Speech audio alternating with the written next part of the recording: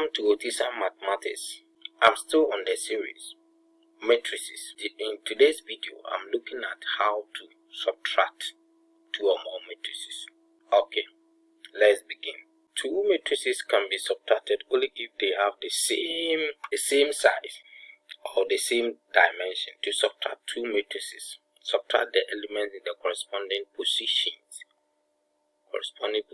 underlined in each matrix. For example, if you have two matrices A minus B, see, you subtract this and that, and then this and that.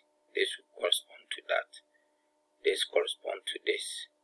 Then this one correspond to that. Okay. So let's take some example. We have this matrix A, B, and C. We have to evaluate the following. So A part, A minus B, that will be matrix minus 5, 3, 2 minus 4 minus 3, 7 minus 5. Okay. Now this implies that minus 5 minus 4, and then 3 minus 3. So we have 2 minus 7, and then minus 1 minus 5 minus 5. So the answer will be equal to minus 5 minus 4. That will be minus 9. And this one will turn to plus, so we have 6.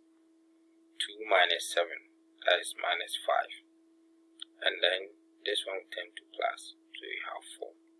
So that will be the answer.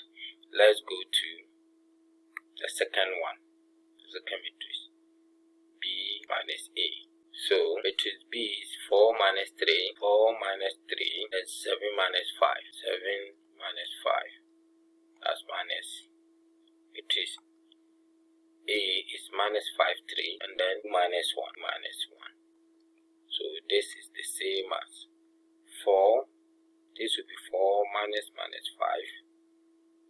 minus 3, minus 3, 7 minus 2, then minus 5, minus 1. That will be, this will turn to plus, so you have 9, minus 6, 5, then this one will be plus, so you have minus 4. Good.